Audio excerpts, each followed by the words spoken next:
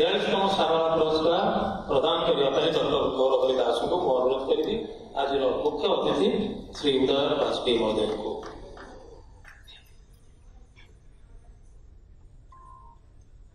सारला पुरस्कार 2022 डॉक्टर गौरव दास समकालीन ओडिया साहित्य जन प्रभावशाली विश्व प्रतिभा भाव आप विभिन्न विभाग में लेखन चालना कर सफलता अर्जन कर गल्प उपन्यास क्षेत्र में आप सर्जनशीलता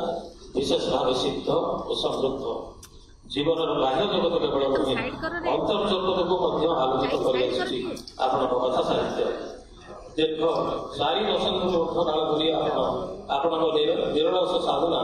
ओडिया साहित्य को भेटी 7टी उपन्यास और 16टी गल्प संकलन समेत साहित्यर प्राय सबु विभाग में रचित 75 अधिक मूल्यवान पुस्तक जावतीय जीवन संघर्ष भितर बंचार आशा और प्रेरणा प्रदान करुवा आपण अनवद्य गल्प संकलन बाघ और अन्य गल्प 43तम सारला पुरस्कार पाइबा योग्य विवेचित होती आपण को अभिनंदन जनाइबा सह उपायन ताम्रफलक और 5 लाख मुद्रार सम्मान राशि प्रदान करी इम्फा कारिगरवृंद